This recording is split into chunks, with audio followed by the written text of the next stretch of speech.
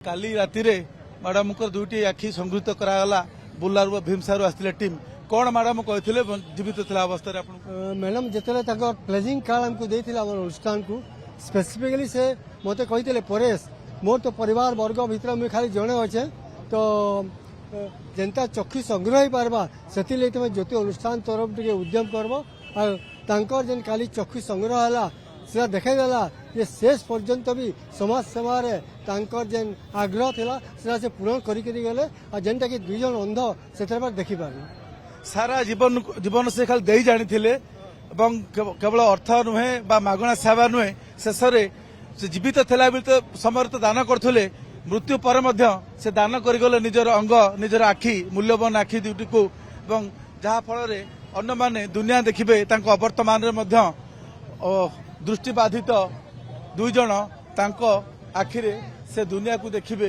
गला बेले मध्य से जो बड़ दान करि ता मध्य जुग जुग पई बंचिक रहिबो। वर्तमान धीरे धीरे अंतिम यात्रा आगो को आगो बढ़ुची एवं समस्तक आखिरे लुह मनरे कोह एइतिपाई जे तांको प्रिय मनुष्यटी को आउ सेमाने देखि पारिबे नाही पंचभूत रे विलीन होइजिबो तांको शरीर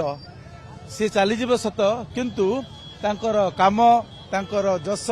ये सबुदिन पाई कि अमर होइक रहिबो। संबलपुरवासी सबुदिन तांकु मन पकेबे तांकर काम पाई तांकर दान पाई तांकर सेवा पाई ये होची जीवनर निष्ठुर सत्य जीवनर शेष सत्य जन्म माने मृत्यु तो निश्चय अच्छी किंतु एमिति किछि काम करि जांतु जेमिति कि मृत्यु परे भी आपण अमर रहिबे। संभवतः यही संदेश देबाकू चाहिथिले डाक्टर राजेश्वरी पाणिग्राही। संबलपुर संजय कुमार जेना ओटीवी।